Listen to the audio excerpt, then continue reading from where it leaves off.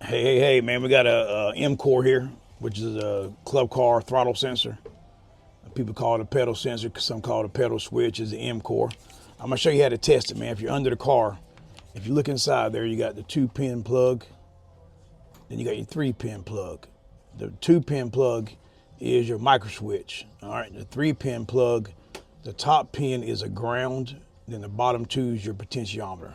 So what we're gonna do, I'm gonna show you how to test it, man. What you want to do, put your voltmeter on ohms, which is right there. All right.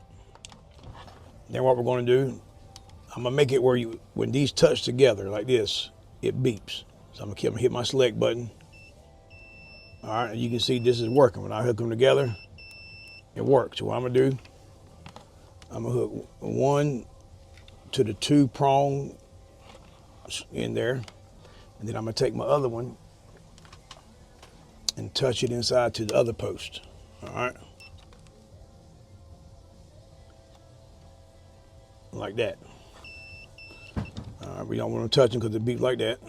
Then I'm gonna take it, put me a screwdriver in here, or if it's on your car, you can hit the gas. And when you hit the gas,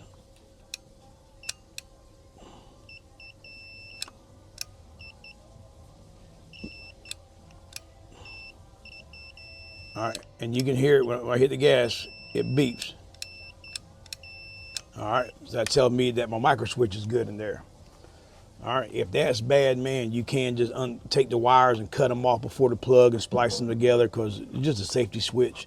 The main thing is the MCOR reading. Let's see, then we're going to get rid of the buzzer. And then we're going to, what we got there? All right, 0 out, so it's on. So right now we have it on.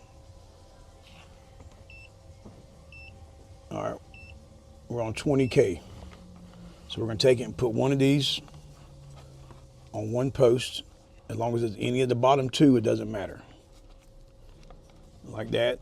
Then I'm going to take this here and touch it on the other tab like that. Let me get it on there. So the only post you're not testing is the top post. Let's get it on here. All right, now I got it on there. So now what I'm gonna do, Trav, turn it with your hand when I tell you to. All right. All right, so what we're gonna do now, I'm gonna put it on this post. All right, and then he's gonna turn that like he's hitting the gas on the cart. All right, now if you see it start, hold on, now you're gonna see if it starts above 6 to begin with, you see how this is 7.9, get rid of it. This is no good, I'm about to throw it in the trash. But if it has above 6.5, 6, just get rid of it, man, because it's no good or it's going to be a problem. Because any more than that, the cart won't run when you hit the gas, shuts off for safety. All right, so you're going to hit the gas.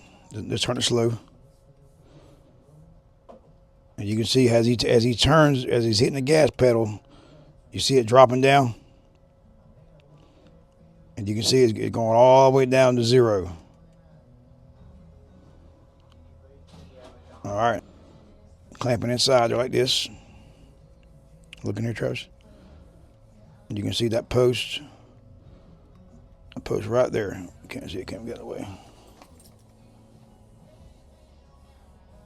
The 2, you got that, I'm gonna show you again.